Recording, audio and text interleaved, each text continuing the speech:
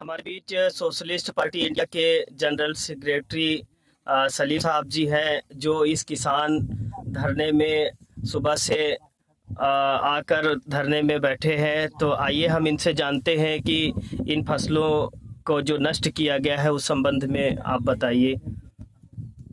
दरअसल जैसा कि मुझे मालूम पड़ा कि हमारे कमलेश पांडे जी, जो हमारे सोशलिस्ट पार्टी किसान सभा के जो अध्यक्ष हैं, उन्होंने हमको फ़ोन किया और बताया कि अभी अभी सुबह 10 बजे यहाँ एसडीएम साहब अपने लाव लश्कर के साथ ट्रैक्टर वगैरह लेकर के आए और करीब करीब 30 बीघे गेहूँ की खड़ी फसल पे जो है ट्रैक्टर चला करके और उसको रौंद दिया। और उन्होंने मुझे एक वीडियो भी भेजा, जो कि वीडियो बहुत ही स्पष्ट और क्लियर है कि किस तरीके से यहाँ किसानों की खड़ी हुई फसल पे बगैर उनको किसी नोटिस दिए उसको जो है वो बर्बाद किया गया है। अब जो है सबसे बड़ा सवाल ये पैदा होता है कि देश में कानून है या जो है अराजकता है। अगर देश में कानून है तो कानून के थ्रू, कानून के ज़रिए जो है कोई भी डिसीजन फैसला लिया जाना चाहिए। जैसा कि प्रशासन कहता है कि ये गैर कानूनी है या इस तरीके से कोई भी जो भी उनका कुछ पक्ष है, हम तो नहीं जानते कि वो क्या कह रहे हैं, हालांकि हमारे से कोई बात नहीं हुई है।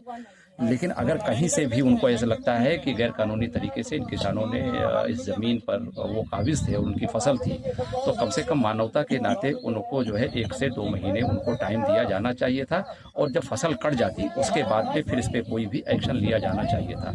अगर उन्होंने बगैर किसी नोटिस के किसानों के इस खड़ी फसल पर अगर उन्होंने ट्रैक्टर चला करके उसको रौंद दिया है तो ये अमानवीय है। और मैं सोशलिस्ट पार्टी इंडिया की तरफ से मैं इसका जो है पुरजोर विरोध करता हूँ और किसानों के साथ मैं खड़ा हुआ हूँ। और मैं चाह रहा हूँ कि सरकार और एसडीएम जिसने ये कार्रवाई की है उसके खिलाफ जो है सख्त कार्रवाई होनी चाहिए और किसानों को इसकी क्षति आपूर्ति जो है, उसका जो कंपेंसेशन अमाउंट है उसको जो है वो दिया जाना चाहिए। और अगर जल्दी इसका कोई डिसीजन और निर्णय फैसला नहीं होता है तो सोशलिस्ट पार्टी इंडिया इसके खिलाफ एक बड़ा मूवमेंट चलाएगी, आंदोलन करेगी, सरकार और शासन और प्रशासन का जो है घेराव करेगी। जी, धन्यवाद आपका।